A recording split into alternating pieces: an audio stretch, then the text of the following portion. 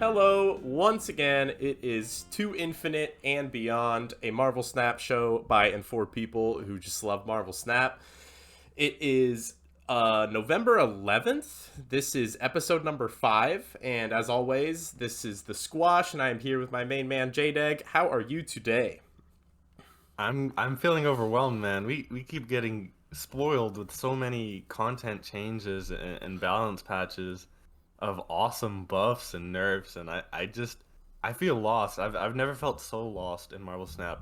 I feel like I'm still processing like 2 weeks ago the nerfs and buffs from then, and now we got even more to look forward to it and kind of deep dive into. So I'm really excited to talk about it with you. For real, yeah. The Snap dev team goes hard. They do not mess around. It is very clear that they are dedicated to constantly changing up the game. And if they ever miss on a balance change attempt, they are willing to take another crack at it, which is, it just makes you feel like very, very confident moving forward that they're gonna keep iterating on things, and if there's ever a change that we don't like, which is personally how I felt about the Mobius change, for example, they're gonna revisit that. So let's just jump into the OTA changes that we just got hit with this week. They were absolutely bonkers. Probably the most shocking change I have ever seen in Marvel Snap history has to go to Shang-Chi, who now only hits 10 or higher power cards rather than 9 or higher power cards. I just never saw this coming, but personally I think it makes it makes so much sense from a card design standpoint to make him like a round number. You know what I mean? It just feels better. How have you been feeling about the new Shang-Chi so far? I am so happy. I've been praying for this for so long, and Yep. I know a lot of other people have been wanting a Shang-Chi nerf for years, a Well, whole year now. right. It's been a year in the making, and it finally came. It finally came, and I don't think that this is gonna change too much with how Shang-Chi kind of gets played. I just like that this changes some interactions to make some of the lesser played cards kind of have some breathing space, right? It feels like a nicer breakpoint. Also, the 10 power, Yep. easy to remember, right? So something like what was it? I think Rescue is something that gets saved. Abomination. There were some other 9 power cards. Squash. Do you remember any of them? Well, just in general, there are cards that like increase in power, like Werewolf or Collector, and those are going to be safe now. Jessica Jones is an example of one. Strong Guy is an example of one. Those that's kind of cheating because they're on our slides right now. But yeah, just 9 power is now it. It's really interesting how this creates more room, more design space to create cards that hit a break point that are important, and I just think it was the exact right move. I wanted a Shang-Chi change for so long, but I never could have predicted the way that they pulled it off. I expected maybe like a they lower his power or increase his Yeah. cost or something or make it symmetrical, but this is just a really interesting way to keep his, it his effect is important because you don't want the game to just be who plays the biggest dude. There needs to be some sort of method to punish just playing a massive dude. We don't want Shuri to be S tier again, you know what I mean? So it's not like I wanted Shang-Chi to be completely irrelevant. I just love that they widened the breakpoints. And so a couple of these changes go right along with that. We'll just jump into the one that I was really excited about, which was Strong Guy. He was previously a 4 cost 4 power who had ongoing get +6 power if your hand is empty, and they kept the text box but just lowered him to a 3 cost 3 power. So now his best case scenario is a 3/9, which obviously is pretty insane. And I'm just a big fan of Strong Guy. I really enjoy the kind of gameplay where you can proactively throw him out, and then at the final turn of the game, you're just getting a +6 on him, and it's really hard for your opponent to game plan around it. And even sometimes there's like mind games going on. Like I cannot empty my hand to get the +6, but my opponent over invests in his lane to just because they're planning on that happening. and it just creates these really interesting gameplay dynamics. I'm a fan of Strong Guy. I haven't found a super awesome build for him yet, but I'm gonna keep tweaking. I don't know. Have you been playing around with him? Yeah, I tried him in a surfer kind of discard list Yeah. that we were building. You were building it with us, Yeah, yeah. and I just found it funny because every single time I would play it, I would win, but then I would never proc the strong guy. I haven't found the right balance of discards yet. Every single time I would be at like one card left or something because some random location gave me a card or something, and this just kind of opened my eyes. Like it's strange, like kind of hoping that I have no cards left when I'm not running Modok. You know what Mm. I mean? So it's been an interesting route. I really like what Strong Guy does because he kind of and they talked about this in the patch notes how Strong Guy kind of enables a deck that wants you to empty and discard without having Apocalypse, right? Yeah. So it's like a whole new kind of direction, and I really enjoyed those kinds of buffs to cards or those kinds of cards in general, where they kind of make you build something different, right? Yeah, he's a And cook it's a nice card. payoff. Yeah. And Yeah. I'm pretty much with you. Like, I feel like we have not found the best build for him yet, but I'm not writing off that there's could be something really cool out there that has Strong Guy now. And it could be a Surfer direction, it could be like a Sarah direction, or both, obviously. I've even flirted with, like, just playing Strong Guy and Modok and, like, I don't know, trying to figure out, like, my turn 6 is like a stature plus Modok or something. You know what I mean? So you're getting 14 power and then buffing your strong guy by 6. So you're kind of playing a 20 power turn 6. Like, that sounds really interesting to me. Something like that. But it takes a lot of cooking, and that's the kind of stuff that I really like. Another one of the changes that is pretty specifically staying under the Shang-Chi level now is Jessica Jones. She just got a +1, so now her ability that gives her +4. Eventually, you get a 4/9. I think this is great. It's just a nice follow up to Storm. I think Storm has been a card that has been power crept out a little bit, but something like this helps Storm out a lot, and we're definitely seeing a bit of a Storm resurgence thanks to Ms. Marvel right now. So that's just another good one. I imagine you're a fan of this, right? I am a big fan of this because I Yeah. love playing Storm, right? This is my favorite combo when I was playing, early pool 2 or early pool 3, something like that. It was just going Storm into Jessica Jones. So it's really nice that you can do that again now. And it's really nice that the buff doesn't make you be scared of Shang-Chi as always, right? So I love everything all around in this patch, honestly. And another change that I really like is a Warpath Oh going yeah. from a 4/5 that gives +4 to a 4/5 that gives +5, right? And I thought this was really interesting. He's the one card that still gets hit by Shang-Chi. The devs were saying that he is still pretty good in early pool 1, early Mhm. pool 2, and so they still wanted that to be a target for Shang-Chi. I thought that was pretty funny. Is the card that never sees any play now for us is the card that they're worried about balancing around, right? Yeah. More. And it's really interesting. No, what I really like about this is that it goes with Scar later on. When Scar releases later, he's the 6/11 data mine for January. He's a 6/11 that costs 2 less for every 10 power card that you have. And so this is really interesting for that now, and it creates some kind of tension because initially I was thinking that you wanted to run a Tuma or Namor with that card, but now Warpaths is kind of like a different direction for a Scar deck while still being a 4 cost, 10 power card. Yeah, you totally called it, by the way. I don't remember if you said it on the podcast or if you just said it like in Discord or something, but you were totally like, they're gonna buff Warpath so that it works with Scar. And so, like, take your props. So you earned it. Like, that's perfect. And it's super cool that how it works with Scar. I think Warpath, like, yeah, you could maybe make him work even in like full pool decks right now. I've seen some cool, like, almost like Spectrum Destroyer throwback cooks. He's hmm interesting, but it's the Scar interaction that's really making me think about stuff. So I just another reason to look forward to the January season pass for me. That one's awesome. hmm Another change to make a card 10 power happened to She-Hulk, just a simple +1. I'm really scared of this one. Even before this change, High Evo was looking like one of the best decks, You can find lots of data. I pay for untap.gg, and it's pretty consistently one of the best decks at just about any rank bracket.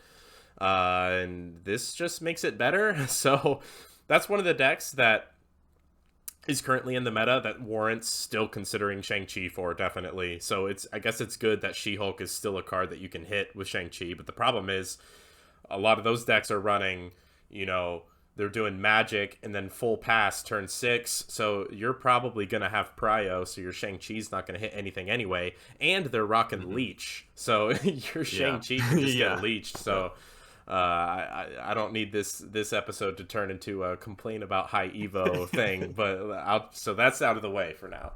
But I don't think it doesn't impact anything else really, right?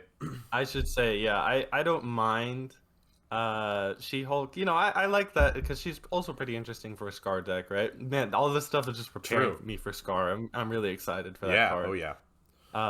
But I don't mind it if they don't play Leech. If they have to cut the card for some reason, then I'll be happy. Yeah. As long as they keep playing Leech, though, I'm gonna play Legion in every deck, so I don't have to worry about them. Nice. Yeah, it's hard to imagine how She-Hulk would fit into a Scar deck, because you really just want to be like probably proactively dropping your 4/10s on turn 4. And so when are you finding room to play She-Hulk? If you full pass turn 3, you could play her on turn 4. So I guess that's an option maybe. But I don't envision Scar being built that way. But it's interesting. Worth thinking about. A really cool change that I have not personally experimented with because it's a skill issue, honestly. But Doctor Strange got just a full mana buff. He is now a 2/3 with the same text as before. I think that's awesome. I definitely respect like move as a play style. I'm just not good at it, and that's so maybe with 2/3 Doctor Strange I should try some stuff out more. Maybe it goes into like Phoenix Force. I have not seen people experimenting with that much yet, but this is a powerful card now, I think, for sure. Yeah, and I've been wanting this change for so long. Honestly, so many of these changes are so great and something that I never knew I wanted. And this one, though, I did know that I wanted. And I ran into some people playing Doctor Strange. Doctor Strange felt really good when I saw my opponents playing him. I will say move didn't feel so good. I was beating every single move deck I played against. But I think that's more of an issue with the deck than Doctor Strange himself, right? I like that you're able to kind of curve him with a lot of other things now. And it feels a lot more flexible, less embarrassing to play. So I think it's really nice that Doctor Strange, such an iconic character, finally gets that nice buff that he deserved. Yeah, and it's another change that will be benefited by a card in January. This isn't for Scar, but this is a big deal for Hercules.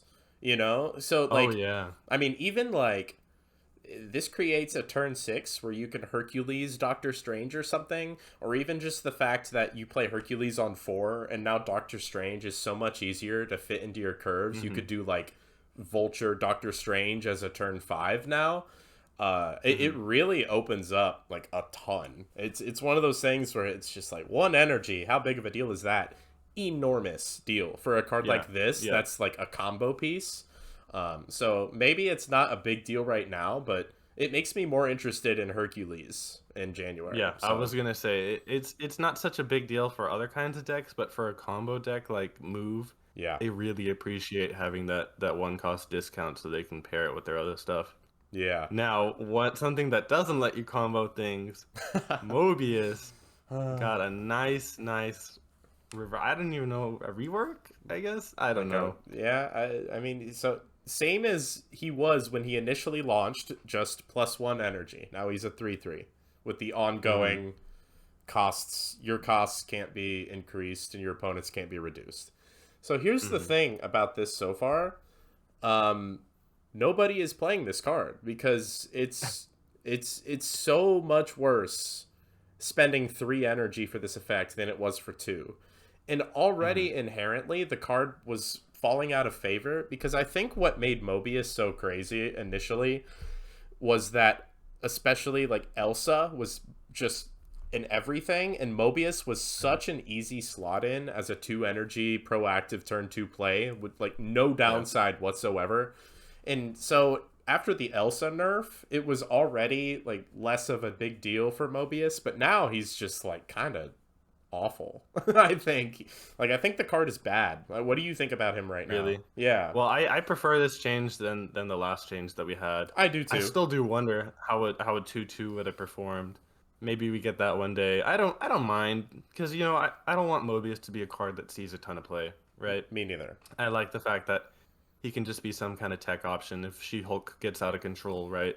Sure. Or if any other, Sarah, whatever other, Loki, whatever other examples you want to come up with. And I like that he works with Spectrum again too, right? So that's Sure. that's a nice change because I felt like with the on reveal, it was like, what am I playing werewolf with this now? It Right. was just I was trying to find something interesting to do with him, and I couldn't really figure anything out.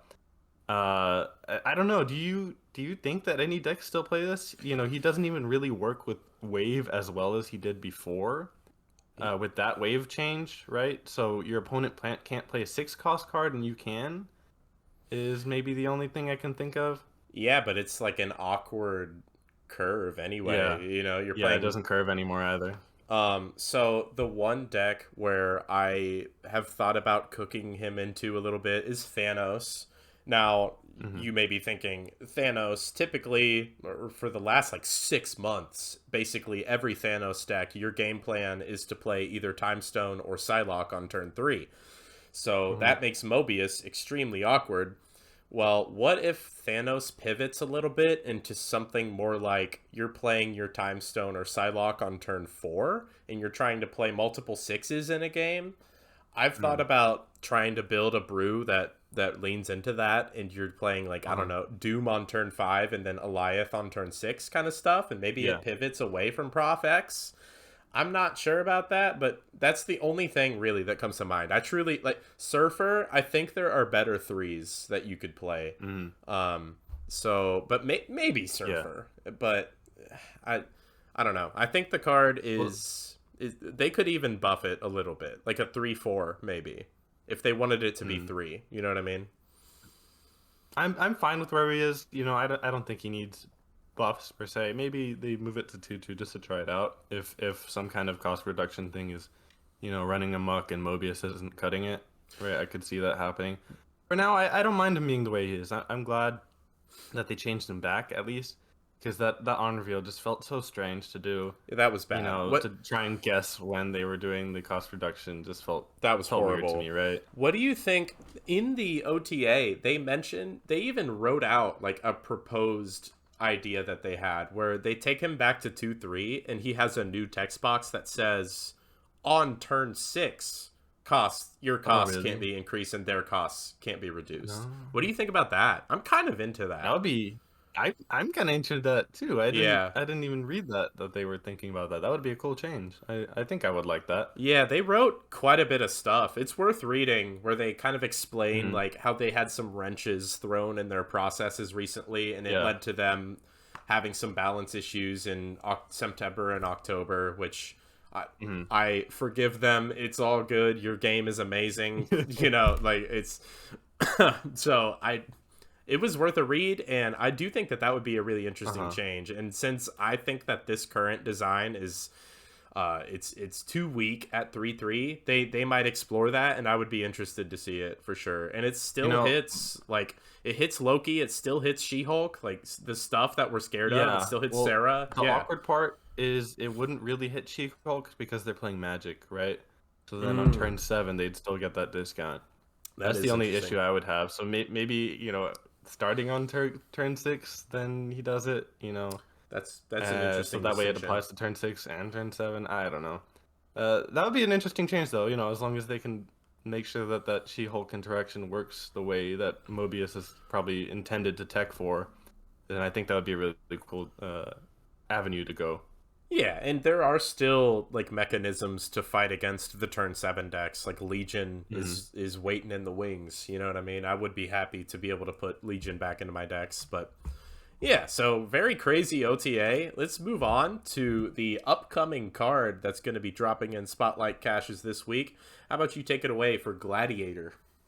Yeah, so we've got Gladiator. He's a 3 cost 7 power. On reveal, add a card from your opponent's deck to their side of this location. If it has less power, destroy it. And so I should clarify that for the people that don't understand how this works, if he summons a Doctor Doom, right?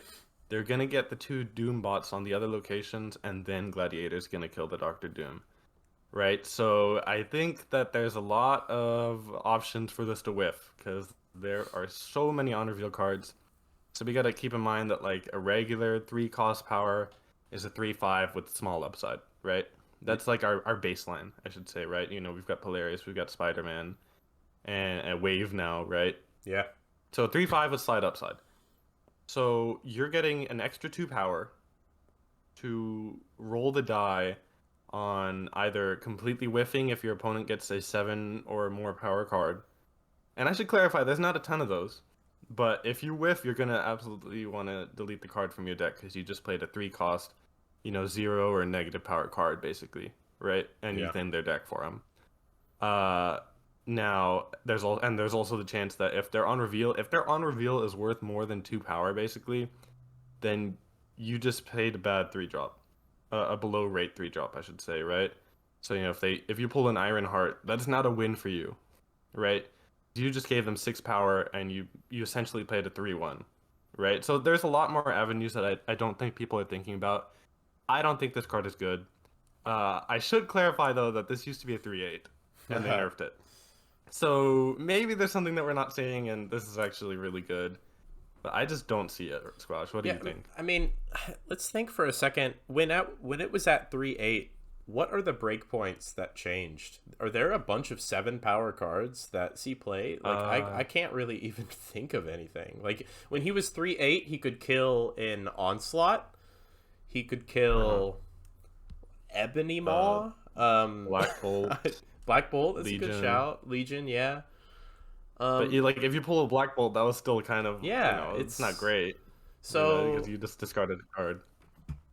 So, and he's a Series 5 card. We have to mention that. His Spotlight Cash comes with Mirage and Loki, and a good variants for both. I have the Justina Mirage, so I'm not looking for new Mirage variants, but this is a good variant, in my opinion. And the Justina Loki that's in the Spotlight Cash is kind of a banger. We have some friends who are really hyped for that variant. But Gladiator, yeah, you can think of it as like big Yondu. And is Yondu a card that people play? Not really anymore. And in Destroy decks, like there are clearly like Destroy is an archetype that has 12 slot syndrome at this point because there's so many good cards you can include. So we're running out of space even for good cards. So does Gladiator fit in Destroy? I doubt it.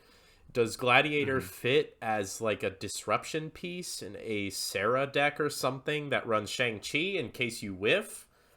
I doubt it. So I'm really not feeling the card at all. I think it's one of the most firm, like, skip this cards that we have gotten in a very long time.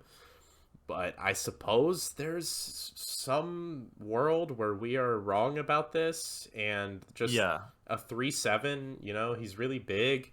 In terms of support pieces that are good with him, you mentioned the Zero, but like we've been able to zero into Maximus since literally the beta, and that's not really a thing that anybody does. So like it is a good shout. It's just I'm not seeing that as like a viable competitive play line. So that leaves kind of just like the null death side of things. Like if he destroys something, you discount death and you get some juice on your null, and that's all right, I guess. But again, Destroy is an archetype that's not looking for new cards to run. Like Destroy is packed full of good juicy stuff. So I did post a couple of deck builds here. I have a very standard Destroy list where essentially I just cut Deathlock for Gladiator. I am not endorsing this as like this is how Destroy wants to be built now. That's just the best way I could see to fit Gladiator into here. I mean, am I missing anything? Is there anything you would have cooked into this? Uh, for Destroy, no, I don't even really love him in Destroy. I think it's neat synergy with Null and Death, but that's about it. That's the only reason you would play him in Destroy, and he has no other synergies with it, right? And Destroy really wants to spend that turn 3, that turn 4 developing its Destroys. I don't Yeah. really want to, venom my Gladiator. I don't care Mm. to, right? That's not I'm not amazing. No. incentivized. No. Yeah, and then what I was thinking was, maybe a surfer list kind of like what you posted below this, but maybe we run like Sarah and like Cosmo and Zero and Maximus, right? So then we have like payoffs for multiple things of, Okay. getting rid of your effects. I don't know, just some kind of idea. That's the only thing I could think of. I don't think Gladiator is a bad card per se. I just think that, he's got that option to whiff, which I really hate. I feel like he's gonna, sometimes, most of the time, you're gonna get a average rate, maybe above rate card if your opponent doesn't get an on reveal. But when you whiff, it's gonna feel so bad, It right? And lose. I don't Yeah. like the You yeah, lose and the I don't like game. the argument for Shang. I don't like the argument for Shanging afterwards because if you Shang-Chi the card that you gave them for free, that's essentially just a 7 power 10 7 cost 10 power card, right? That's not good. That's still not good. You just did the work for them. Shang is good because your opponent invests their thing into that, 9 plus power card. Now 10 plus power card, I should say. Yeah. I mean But the. yeah, I don't. Oh, go ahead. No, Yeah. It's. I think that I'm just gonna skip because even if Gladiator's that good, I don't think he's that interesting to deck build for, right? That's my biggest thing. Even when he was 8 power, that's cool. That's probably pretty good. But, what am I gonna deck build for it? All I can think of is Cosmo Zero and, Null, and that's about it. It's just not interesting to me either. I didn't think about the Cosmo thing, and that is kind of interesting. Having like just you can make some redundancy so that both Yeah. Gladiator and Maximus are playable at any point in the game. Another problem though is like Maximus, you can play on turn 6 total no hmm problems. Like you know for a fact there's no downside to him anymore. Whereas Gladiator, he could still screw you on turn 6, you know what I mean? Like you're never like 100% safe unless like hmm you're in a conquest match and you know you're against Cerebro 2 or something, and then you know Gladiator 100% of the time kills something, and then he's good. hmm But that's not reliable. That's not how Marvel Snap tends to work. Like most hmm decks are going to be running something that Gladiator cannot kill, and he's so dangerous to play.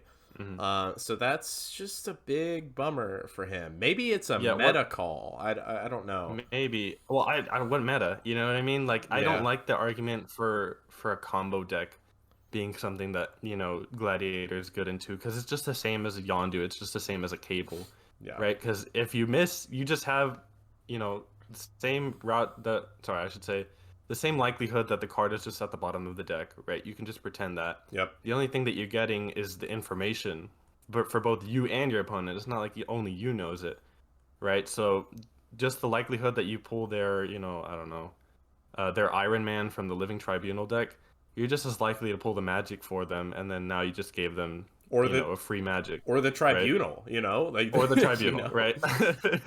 Yeah, Yeah, so you're just as likely to deck then for them. So I don't like that argument either.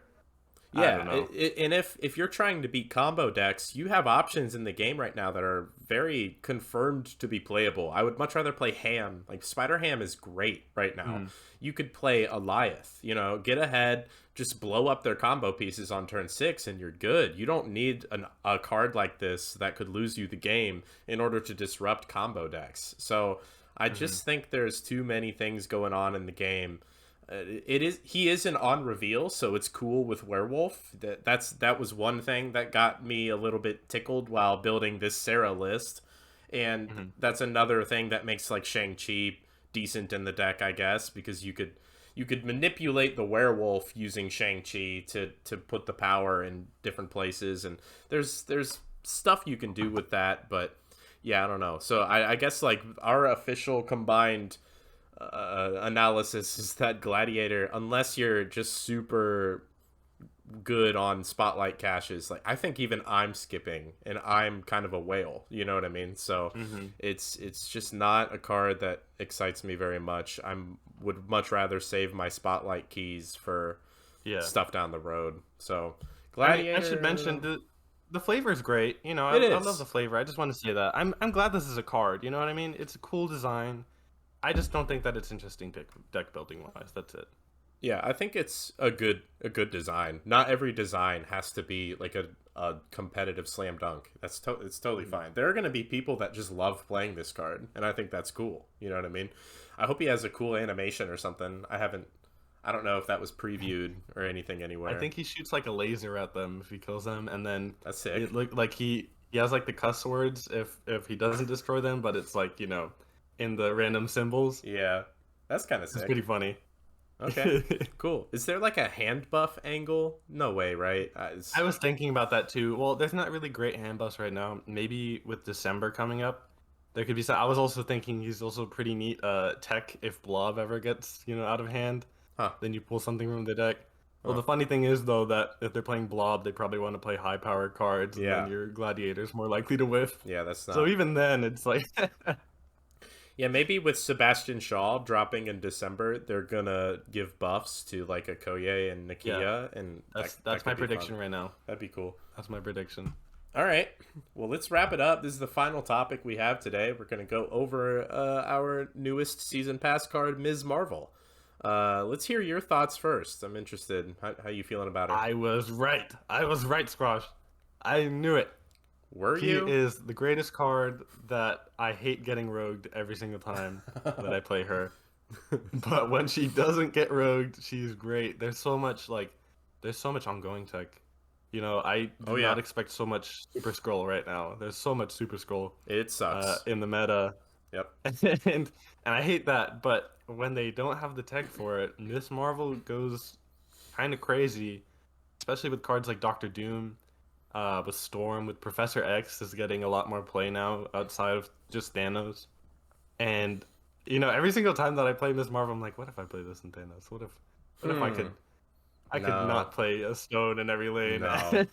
I'm like, man, I can't. I think it's really great that this kind of limitation, I should say, it doesn't go in these popular decks that we've been seeing of like Loki and Thanos.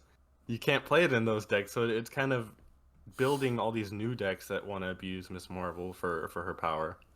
I will say that she goes into Darkhawk, which is a deck that's been around forever. So that is one Mm. thing. But so I think that the correct evaluation for her is kind of in between where we were. I think you were too high on her, but I was too low. Like it's in the middle. Like she's good. I Mhm. don't think she's the nuts, but she's definitely not bad. That's for sure. Uh, Would it be fair to say that she would be a lot better if there weren't ongoing tech? oh, of course. Oh, definitely. Yeah. I Yeah, mean, but I think she would be like a meta breaking card if there was no ongoing tech. in that case, like if that was the case, you would just run uber greedy like onslaught stuff, and it would be absurd. Yeah. Like I'm not Yeah. a fan of going all in on this card and running onslaught. I've seen a lot of decks Mhm. trying that. I really think it's just putting your eggs too far into one basket. But I do like her in my Darkhawk deck at this point. Like she's Mhm. pretty much for sure sees play in my favorite archetype basically right now, which is Mhm. the Darkhawk stuff. So Yeah. and she's definitely very flexible in that type of deck where you have a wide range of costs, and it's not very hard at all to be able to spread out your unique costs and make her work. And obviously she is great in any deck that runs Doom, which Darkhawk just runs Doom. I've seen Darkhawk cooks that are cutting Doom for Onslaught, and I think that's Really. absolutely absurd. Like that is not what you want You to can do. onslaught the Dark Hawk Squash. That's great. That That's so good. that is not how you win Marvel Snap games. But at least I'm happy that people experimented with her. The downside of that is that there are a lot of people that just immediately gravitated to Storm, Professor X, Eliath, and Hmm. those decks, like I think those decks, you want them to be on the fringes. You do not want that to be a tier 1 deck. And currently, that deck is stomping. Like, it's one of the best decks. Yeah. And I think they're going to make adjustments. I'm actually thinking that a change to Prof X is on the horizon. I honestly think Don't say that, Squash. I think it's going to happen. That. Oh, no. Like this. No, my Thanos, please. Ms. Marvel was a, like, we broke the straw kind of straw breaking moment for Professor X. Like, he's seeing too much play, and it's the kind of card that people whine about on social media, like, more so than your average card that beats people, you know what I mean? Kind of same with Eliath. So I could see a change to those coming, but I think Ms. Marvel herself, they kind of really nailed the numbers and the effect. Like, it's a good season pass card. It's not Elsa or Loki or Zabu level, which is a good thing. She's kind of like right below those. It's a very good design, I think, that they ended up with. Yeah. Do you think? Well, I should say, it doesn't look like we're gonna get any balance patch soon. I think the team said that they're gonna be, having Thanksgiving break, so there's not gonna be an OTA that week, from my understanding, right? Yeah, it's like early December, I think, is the next one. Don't quote me on it, but I think that we're not getting any balance patch anytime soon. Which I think is pretty neat, because I think that Annihilus might kind of open up some space for maybe toning down that Professor X. There's still hope for Professor X, Squash. He might not get hit. Yeah, if the Prof player has Prio, then Annihilus does not switch the stuff over, and that's really scary. I'm pretending we have Prio. That's really scary. So it might be the opposite. Prof might shut down Annihilus in a really scary way. That's a necessary evil, because we don't want Annihilus to be broken, Squash. That's why we need to keep Professor X how he is. We don't want Professor X to be broken either, and I'm worried that he is. But Squash, you don't realize how much I like playing Professor X. I do too, and but I also understand why people hate it. You know what I mean? Like I've seen some proposed changes that I really like. Like, what if Captain Marvel could go into Professor X lanes? I think that'd be great. You know what I mean? Like, that'd be cool. Captain Marvel is a card that it bums people out right now that she's not quite there. She is a very hard card to hit the perfect balance for. Like, at 5/6, she was not it.